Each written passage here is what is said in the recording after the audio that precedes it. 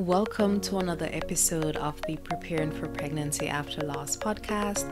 I am your host, Natalie Facey, and it's always such a pleasure and such a treat to spend this time with you. It is September, which means that it's also NICU Awareness Month. This is when we honor all the NICU babies, the families, and all the health professionals working in the NICU. I also know that being in the NICU as a parent or as a birth warrior is really difficult. It's like damn hard to be in the NICU. And so what I'll be sharing today is a NICU survival guide that I put together. So who might find this useful? If you're a birth warrior, it means that you might be having a high-risk pregnancy, or your next pregnancy might be a high-risk one. With that, it also means that it's possible that your baby could spend some time in the NICU. And so if that's the case, I want to ensure that you're prepared for that, you know exactly what to expect, and you know how to navigate that challenging situation. There are also some members of our community who have spent time in the NICU because after previous pregnancies, their baby had to be in the NICU. The outcome, I know, isn't what they wanted it to be, and it means that they might be left with some fear or some anxiety regarding their next pregnancy if there's a possibility that their baby might be in the NICU again. So just resolving some of that and being able to be prepared for what might happen the next time around will help to ease some of that anxiety and ease some of that worry. And I know that some of you are new parents. You might have never heard about the birth warrior community. You might have never experienced challenges on your pregnancy journey before. You just gave birth. All of a sudden, your baby is not going home with you. Your baby has to spend some time in the NICU. And so this whole new world is really unexpected. So these tips are going to be especially helpful for you because you can begin implementing them right now. All right, let me first say that if you are not a part of our Birth Warrior Facebook community, definitely join us because I share a whole lot of tips in that community. It's a private community, it's a safe space where other birth warriors can support each other, share their journey, and be uplifted by each other. Every Wednesday, I also host a live at 12 p.m. Eastern Standard Time. I have a Q&A. I continue the conversations that I share in each podcast episode. So definitely join our community for the extra stuff and to ensure that you're not missing any of these tools and tips that I'm sharing. Okay. For my own birth warrior journey, it actually included being in the NICU. So I know a lot about being in the NICU. My second baby, Mateo, was born premature and spent 6 weeks in the NICU. And I was with him, my husband and I were with him, I think for every single day, except for probably one day when we were just completely exhausted. And every single day was tough. Every single day in the NICU was tough.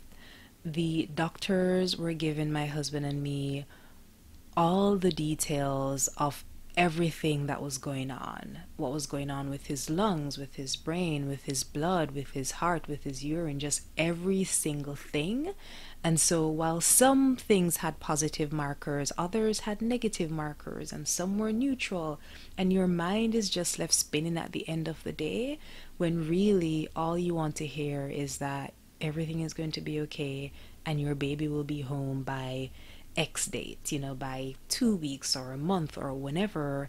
But we never got that. The doctors are never going to give false hope. And so if they're not actually sure of how the baby's doing, if they're not confident that the baby will be home within a certain time frame, they're never going to give you, that assurance.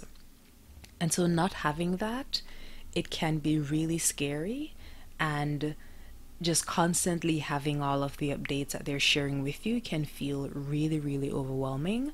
So it's going to be really important to have a strong support system around you. And the tools that I'm going to be sharing are also going to be helpful in just navigating this whole crazy, what feels like a whirlwind of this NICU world. All right, so usually what happens is you've given birth, you've gone through the experience of bringing your beautiful baby into the world.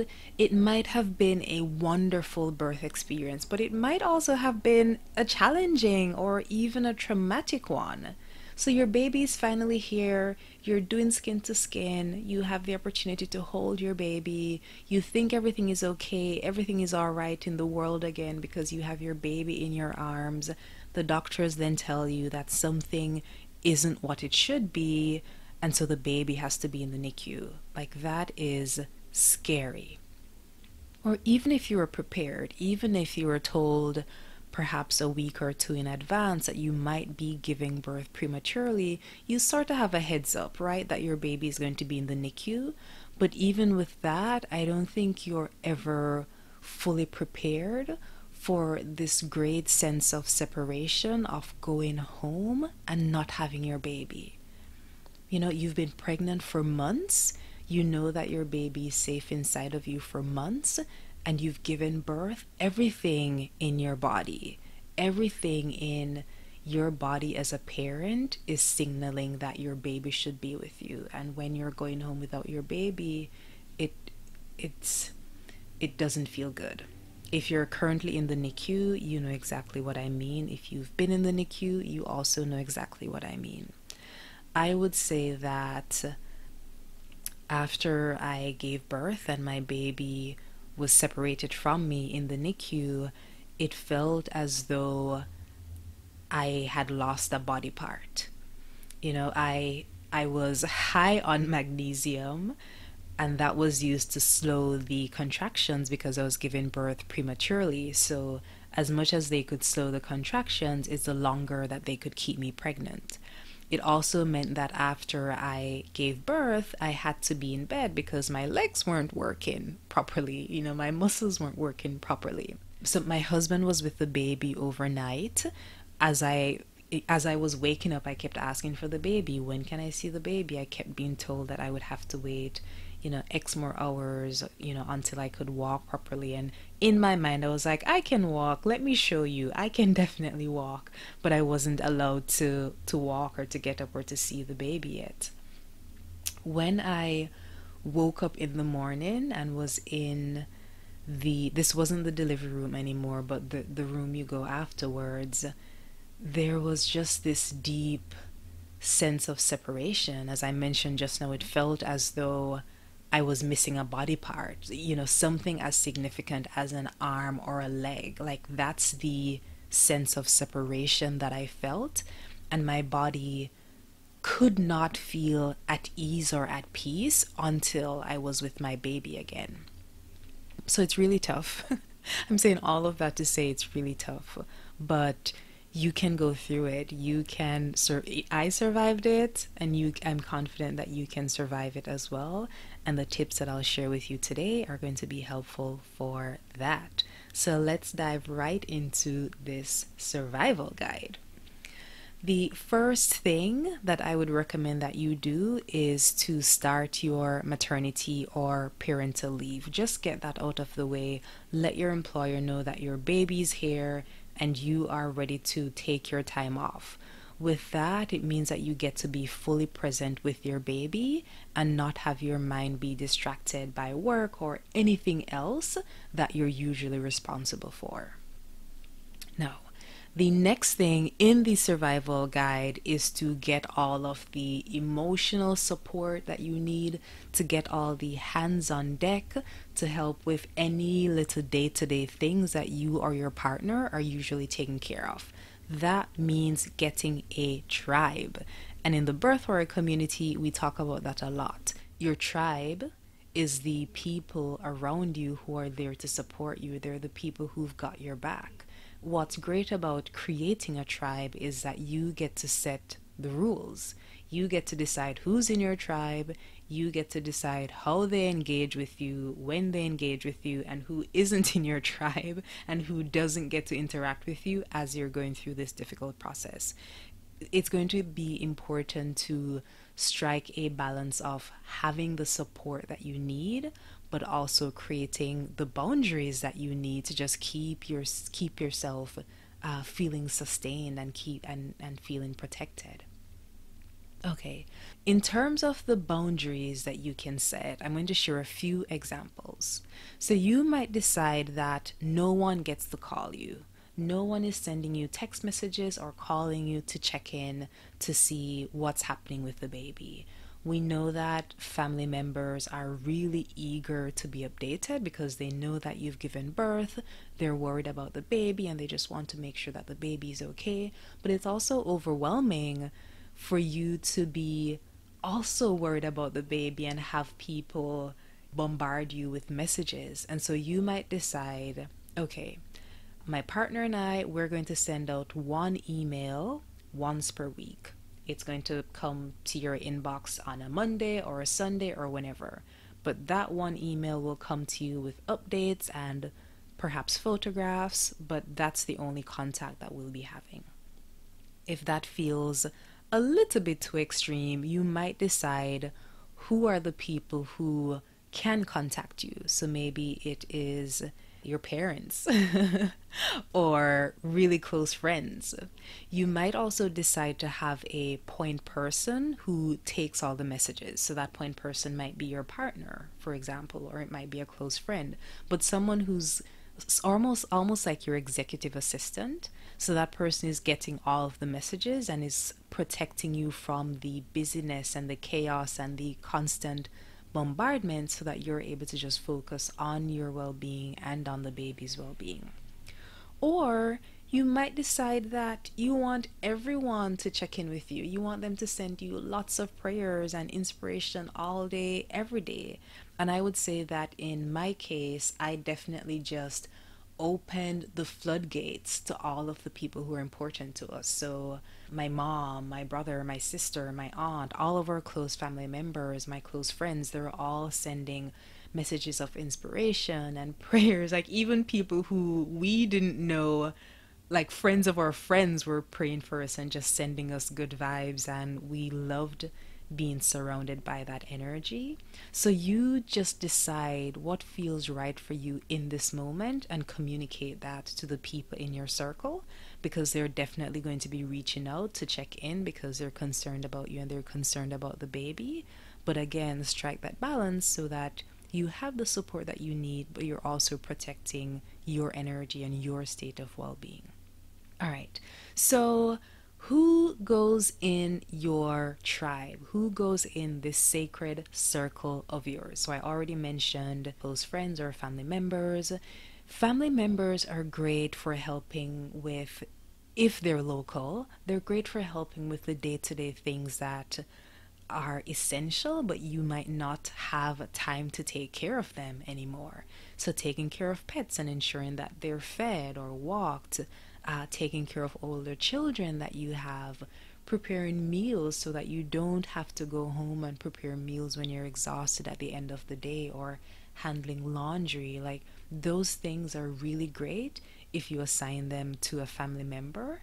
And also know that people are happy to help. They want to know how can they help you, how can they support you. So just feel free to give them these little things that will take a lot of load off of your plate. Friends can be helpful for emotional support, for prayers, encouragement, inspirational text messages. And again, you get to decide who those close friends are that you keep in your tribe. And your partner, it's going to be so important that you and your partner have a strong, steady foundation during this time, because it's going to be hard on both of you. You've both given birth to your baby and your baby isn't home. And so support each other through this, make decisions together. Hopefully this is something that brings you closer together because you're going through this ordeal together. Something else that you can do is tag team on going to the NICU, so you might decide, my energy is completely drained today, babe. Can you handle things at the NICU for me today? Give yourself a day off, and your partner might need a day off the other day, but definitely just hold each other close and support each other. And yeah, do everything together. Talk about everything together, because it's going to be a difficult time depending on how long your baby will be in the NICU. And so the closer you draw together, the closer you are with each other, the stronger you are as a unit. The other thing in terms of your tribe is actually communities on Facebook. So there are definitely communities on Facebook right now for NICU babies or preemies or babies who are born with certain conditions. There's a podcast interview that I had with Elizabeth, who is the founder of Ellis Berry Loved. So her baby was born with a condition, and she mentioned joining one of those Facebook groups to just understand what the survival rate was for her baby, to get inspiration and just be educated on that particular condition that he had. And I also definitely joined NICU groups because I just wanted to see, like, what is this new world like? What is it like to have a baby that's a preemie, and what can I learn from other people who are going through the experience right now? So I would definitely encourage doing that as well. And of course, there's a birth warrior community on Facebook to get support and inspiration and tools that are going to help you to go through this journey. Hey, Birth Warrior, I hope you've been enjoying this episode. We continue the conversation within the Birth Warrior Facebook community. It's a safe and sacred space with others on their journey to healing, to strength, and resilience. I share practices that will help you to overcome the emotional wounds that are left after loss or infertility, and whenever you're ready, tools to help you to prepare for your next pregnancy. I also host a Facebook Live and Q&A within the community every Wednesday, where I discuss the topics that are important to you.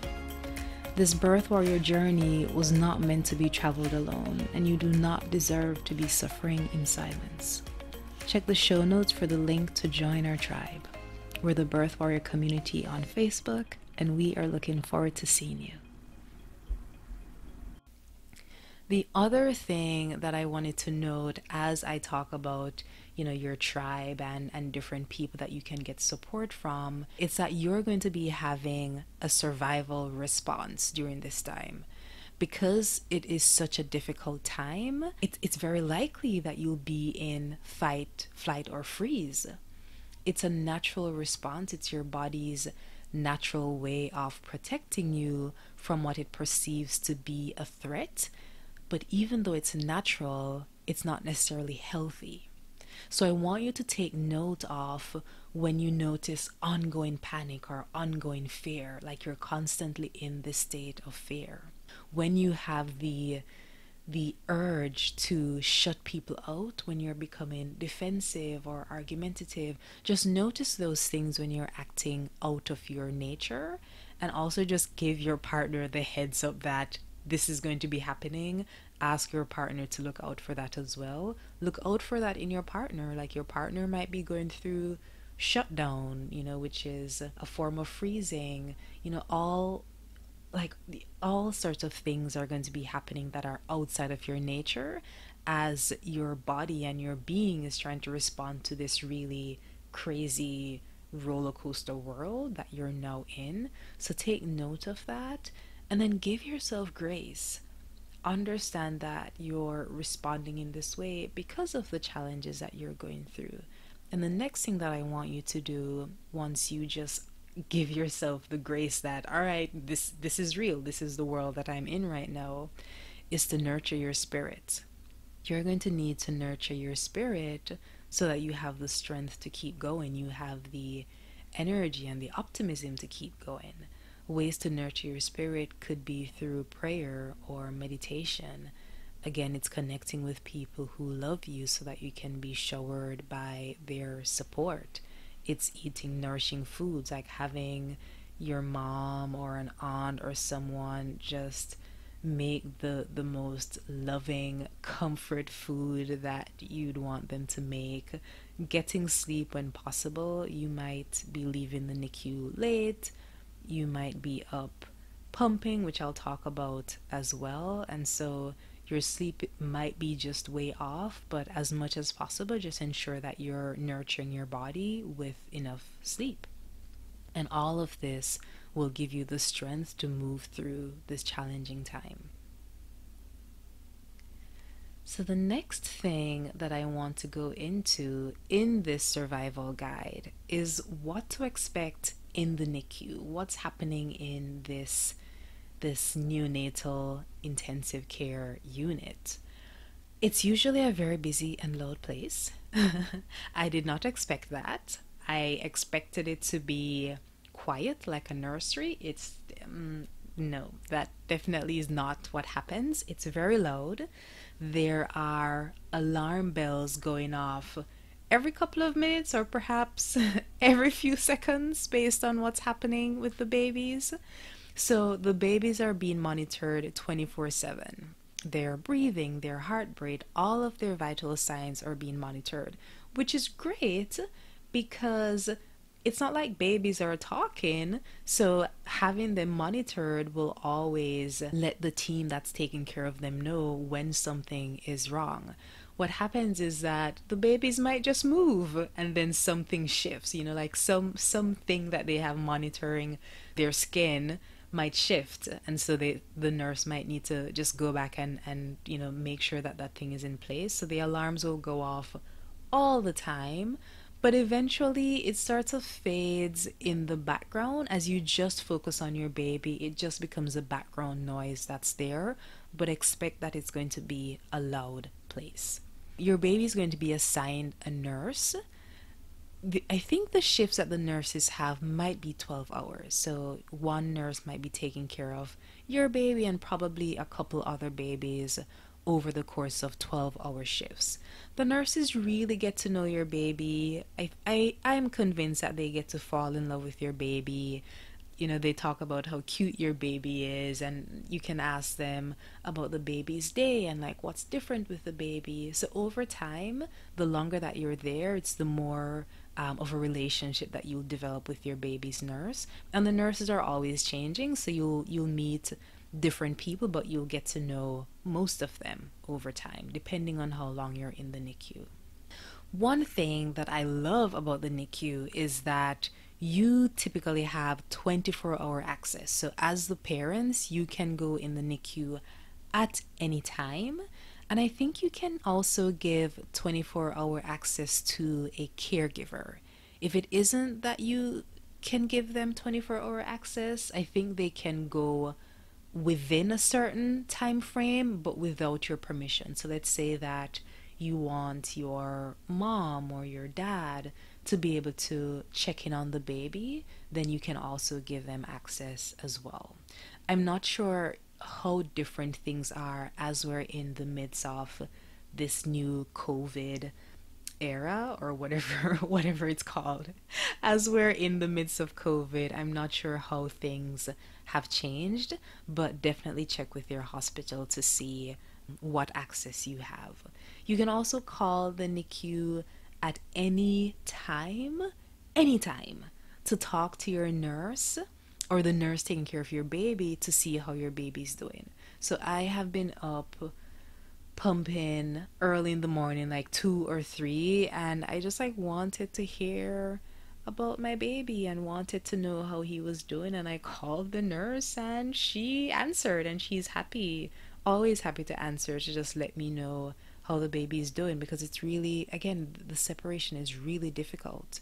It's really difficult to be home without your baby. And so it's almost like when I called the nurse to check in on Mateo, it sort of felt like I was talking to Mateo, just like, Mateo, just calling you up to see how you're doing. That's the closest I could get, to calling up Mateo and seeing how he was doing. So that's also cool that you can call at any time just to check in on your baby.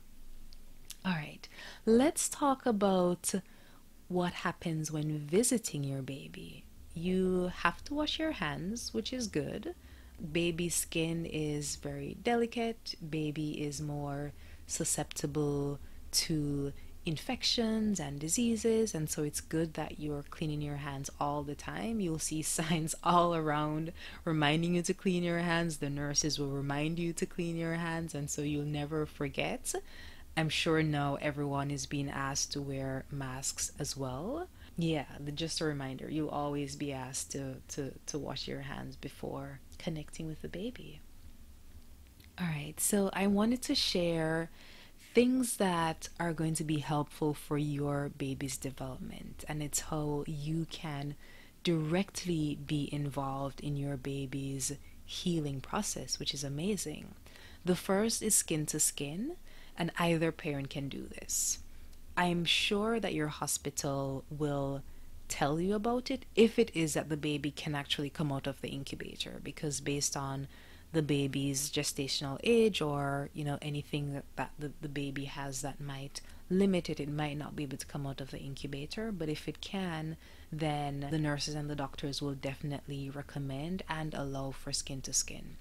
Skin to skin is really helpful because it regulates your baby's heart rate, it regulates your baby's temperature and your baby's breathing. So what's happening in your body, based on how your heart is beating, based on your temperature and your breathing, all of that is being regulated within your baby, which is so beautiful. It also contributes to bonding, right? So you've been separated for so long, and being able to do skin to skin with your baby, whether you or your partner, helps with bonding with the baby and getting to know your baby. And the final thing, or for now, the final thing, is that you get to spread those lovely love hormones between you and the baby, and those hormones help to regulate your baby's immune system, and I'm sure it helps to regulate your immune system as well, and just give you this sense of peace that you have your baby with you, this sense of calm, and these few moments of really feeling like you get to be a mother and you get to be a parent in the midst of the craziness that's happening. Okay, the next thing that's helpful is your milk. And so if you do plan to breastfeed, your lactation specialist or the doctors or the nurses are going to recommend that you pump. The recommendation is usually that you try to mimic your baby's feeding schedule, and that is typically every 2 hours. It's crazy, I know. It means that if you go to bed at 10, you wake up at 12 to pump. Let's say that you're pumping for like 20 minutes. You go back to bed at like 12:30. You wake up again at like 2:30 to pump. You pump for another 20 or 30 minutes. You go back to bed at 3. You wake up again at 5 to pump. It's absolutely insane. It's insane. As a new parent, this is what you would go through, right? Your baby would be getting up to cry most likely every 2 hours, and that parental instinct kicks in, and you get up, you answer the call, you go and you feed your baby. Now when your baby isn't at home and your breasts are attached to a machine tugging on each side, it is a lot more difficult. It's a lot more difficult, but I would say that something that helps you to get through it is just knowing how important your milk is for your baby's development.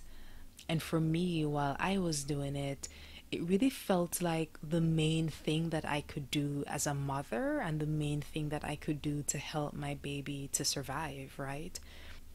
We were mostly dependent on the doctor's care, whatever medications they were giving the baby, but I knew that my milk had magical substances that could help to build my baby's immune system and that could help to comfort my baby. And so I really tried to stick to that 2 hour schedule.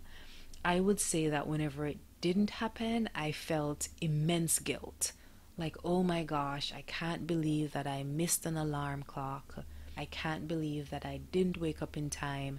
And this was so intense. Like, I would set several alarms to ensure that I was getting up every 2 hours. And I was absolutely sleep deprived. It was so difficult. I definitely became addicted to Tate's chocolate chip cookies at the time. Somehow, while I was pumping, that was like the only thing that would comfort me, like having something like sweet and chocolatey and just like warming in my system. And so every time now that I see Tate's chocolate chip, I'm no longer addicted to it, thankfully, but every time that I see it, I actually think of milk and having to pump and sitting in my sofa and having to pump. So that's funny, but real talk, it was really, really hard. I would say that one thing that I would do differently if I had to go through the same thing was just give myself some grace and cut myself some slack and probably not set my alarm for every 2 hours, but try to do 4 hours because that just feels more humanly possible. But it's sort of one of those bridges that you cross when you get there. When you're in the moment, you decide what works best for you. But I would definitely give myself more grace and release the guilt and just know that I was doing the best that I could.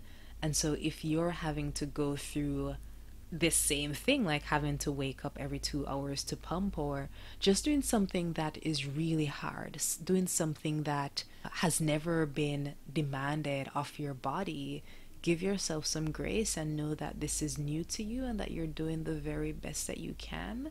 Release the guilt, release the shame, and know that once you do the best that you can, that is all anyone could possibly ask of you. All right, so let me talk more about milk and the value of milk.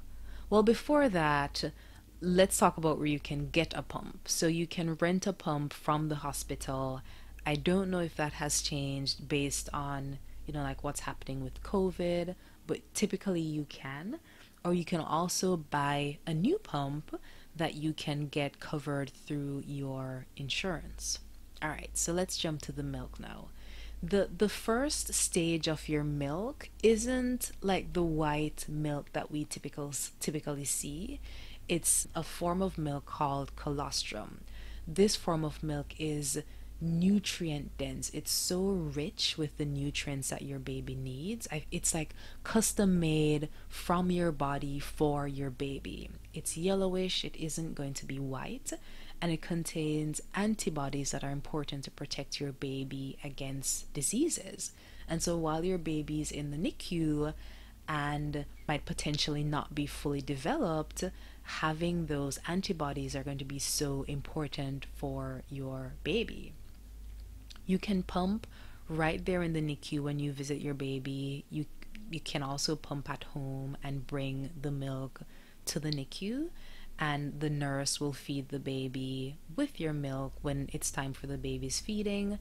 If you're there, the nurses will also let you feed the baby, which is so special because it's one of those moments, right, when you get to be a mom or when you get to be the parent, because you're really deprived of much of that while your baby's in the NICU, especially if your baby's in the incubator and isn't able to come out of the incubator to be held and to be just hugged by you. It's really, really difficult. For the feedings, it's a great idea to confirm with the nurses when the feedings happen, like what time of day the feedings happen. Usually everything goes on a schedule so they know when the baby should be fed and when the baby should be changed, and they're checking the diapers to see, is there enough poop, and they're measuring the urine. So they're monitoring everything that's going on with your baby, which is great. But take advantage of the opportunities to connect with your baby. Whenever they lifted the top of our baby's incubator, it was just the most exciting time for us because we could like fully touch our baby instead of just like squeezing our hand through the little holes on the side. We could fully hold our baby and our baby felt so much closer. So just get a sense of what that schedule is so that you can help with changing diapers or whatever it is that the nurses are doing so that you can be a part of that as well. All right, so the next thing that's going to be helpful for your baby's development is actually your voice. Your voice that your baby has been hearing for months and your touch. So when you're there, I know that, sometimes it might feel, depending on the emotional state that you're in, you might just want to sit there with your baby. And I've absolutely felt that, like I'm just going to sit here and mourn, and I'm just going to sit here and grieve. But, if you're not there a lot, if you're not spending a lot of time with your baby, then the time that you're there, definitely capitalize on it so that your baby can hear your voice. So you can sing lullabies to your baby. You can read books, either books that you bought while you were pregnant, or if family members ask, what can we help you with, order books from Amazon or bookstores. Yeah, just communicate with your baby, contact with your baby so that your baby doesn't feel alone. Your baby knows that, it's loved and it's wanted. And of course you love and want your baby. You want nothing else for your baby than to be out of the NICU and to be back home with you. And so while you're there, just harness as much of that energy that you possibly can so that you can really show up for your baby and only shower your baby with love. As much as you can, hold your baby's little hand because it feels so special. So my baby would hold on to like my pinky, just wrap all of his fingers on my pinky, and it felt so, so good. I loved rubbing my baby's head and singing to him until he fell asleep. And it's really those moments that you cherish that remind you of how you showed up as a mom or a parent, and how you nurtured your baby, and how you helped your baby to pull through the NICU, or how while your baby was in the NICU, you gave your baby all of the love and all of the support that you could possibly muster. So, just find ways to clear your energy. I mentioned before about nurturing your spirit. Find ways to nurture your spirit so that when you show up, you're fully present for your baby, and you're fully able to give your baby the support that your baby needs, because this is difficult for your baby too. It's difficult. They were inside of your womb. They were warm, they were fed, they had everything that they needed.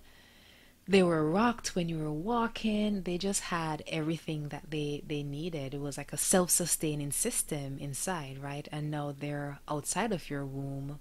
They're in this really noisy place, and they don't have the comfort that they have from feeling, held inside of you. They don't have that anymore.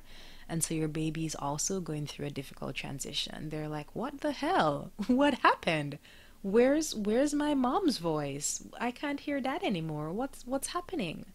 Where are the people who used to be around me, who used to read to me and sing to me? So as much as you can help to support your baby in that way, it's the better that that transition will be. The other thing that I wanted to note here is use gentle touch when you're connecting with your baby. And I feel like for parents, this is intuitive. Like you're always going to be gentle and loving with your baby. But the reason why I wanted to highlight this is I mentioned that all of your baby's vitals are being monitored. It means that your baby is being pricked and prodded every day, several times per day.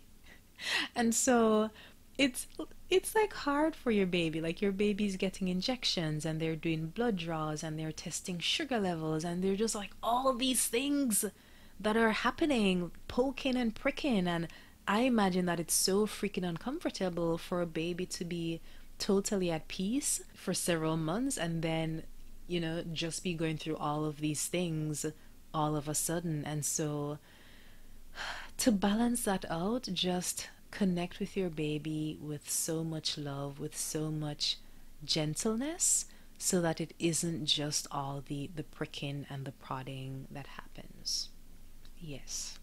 You'll also be able to build a relationship with your baby. So by singing to your baby, reading to your baby, spending time by your baby's side. You're getting to know your baby, like Jose and I have seen our baby laugh. And actually, I was always telling him that the baby was smiling, and he just didn't believe me. So we're looking at the same facial expression, and I am actually seeing a smile, and he's like, no, I don't think I'm seeing a smile." But then there was actually a day when our baby giggled, and it was the most adorable thing. We caught it on camera, and it's like one of my favorite NICU memories. And so over time, you will get to know your baby. Over time, your baby is going to be responding to you. I mentioned that when I would sing to my baby, he would fall asleep. I would rub his head and he would fall asleep. And it was just one of the most fulfilling feelings as a mother, to feel so limited in your capacity to nurture your baby and have your baby respond in that way by actually falling asleep when you sang a lullaby. It was like heaven in the NICU. What else? I already mentioned that, schedule your time so that you can be there for feedings and changings, and you can be a part of that. Other things that we did, which was offered by our hospital, were Reiki, because Reiki is a form of energy healing. I also read research that classical music helped babies in their healing process. So there was some hospital, probably in California, that was doing research into the impact of music on helping babies to heal. And so, how did we do this? I don't think we recorded classical music, but we definitely had recordings of me singing lullabies to the baby, so that even when I wasn't there, we could play it. We asked the nurses to play the recording on a tape recorder for a few minutes for the baby, just so that the baby felt comforted and the baby could still hear my voice, which I really appreciated that I had that opportunity. All right, so the next thing is to capture everything that's happening. So there are actually apps specifically for babies in the NICU. You can take pictures, you can note what's happening day by day, you can note what the doctors are telling you, you can note your questions. So it really helps to capture that NICU journey. You can take photos and videos. One birth warrior that I spoke to mentioned that her hospital asked that she not take videos, which I don't know why they would do that. We definitely took a lot of videos, and I'm grateful that we did, because we have so many memories from that experience. You can also journal, and in capturing all of these memories, when your baby comes home and becomes old enough to understand, what you're saying, then you can share what that journey was for you. It's just really special to be capturing all of those memories along the way. All right, so the final point, and you will notice that just now I said, when your baby comes home. I know that the entire NICU experience, it is a scary one. Everything might feel uncertain, because each day you're hearing something from the doctors as to what's going on, what could potentially be wrong. And so you never ever feel like you're on solid ground. You never feel like for sure everything is going to be okay. It's just very uncertain. But I think your mindset is really, really important. And this is how this lesson was reinforced for me. Before I gave birth, I was interviewing a woman that I was in the same network with. I was interviewing her to be my doula. It turns out that I went into labor in the process of the interviews, and so I didn't get to hire her as my doula, but I was still keeping in touch with her, because she felt like, someone outside of the hospital, someone that I knew cared for me as, a human, that I could just share what some of these experiences were that I was going through. So there was one particular time when the doctors told us that they didn't think that Mateo had much more time. They thought that he was going to die. And so I called this doula friend of mine crying. I was telling her that I didn't know if I should be holding on to him or letting him go.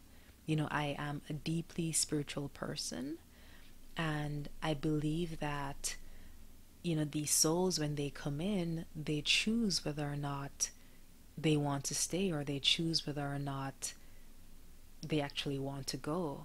And so I didn't know, is it his wish to go, and should I be honoring that wish for him to go, or should I be holding on to him?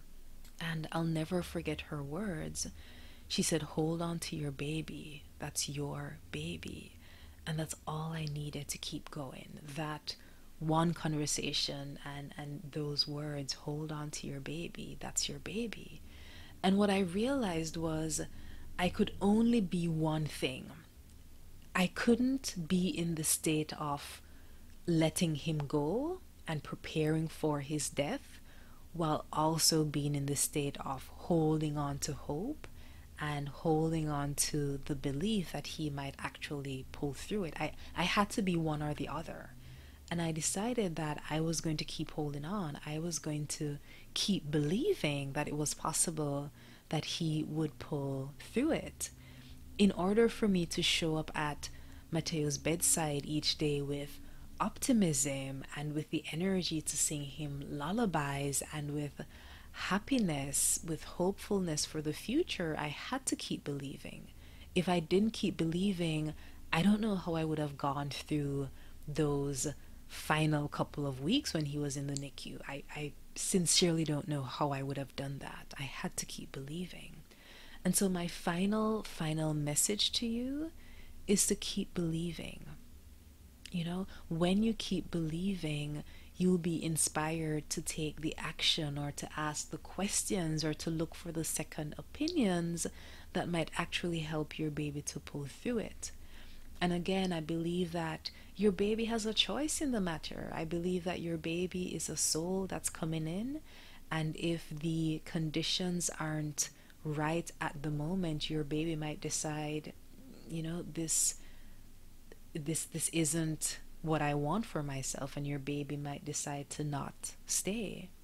But if your baby has a desire to stay, then I think continuing to believe in that desire and supporting that desire might actually help your baby to pull through it.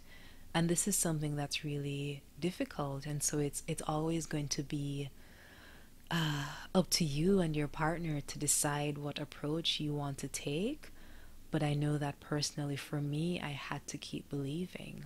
And so if you find that you're losing hope, if you find that you don't know where to stand, on the side of preparing for your baby's transition or to prepare for your baby coming home, then I am always on the side of preparing for your baby coming home, because there's a different energy and more strength, and there's a different way that you get to show up for your baby. But again, you'll know which one's right for you. You will absolutely know. All right, so this was it. This was the NICU survival guide. Hopefully this was helpful. Hopefully you have a better sense of what to expect in the NICU, and you know how to capture all of the memories and all of the moments. You know how to capitalize on the opportunities to connect with your baby. You know how to get all of the support that you need to go through this really, really challenging time. And I am confident that you will be able to pull through this. Other parents have. I did it, and I know that you will have the strength to pull through this. Again, if you haven't visited us on Facebook yet, definitely come over to the Birth Warrior community on Facebook. We are a tribe of people who are going through what I call the not so easy pregnancy journey. So the members of our community have gone through infertility, they've gone through pregnancy or infant loss, they have experiences with PCOS or endometriosis and other conditions that complicate the pregnancy journey. They've had a prior traumatic birthing experience, and they might hold fears in their body about their next pregnancy.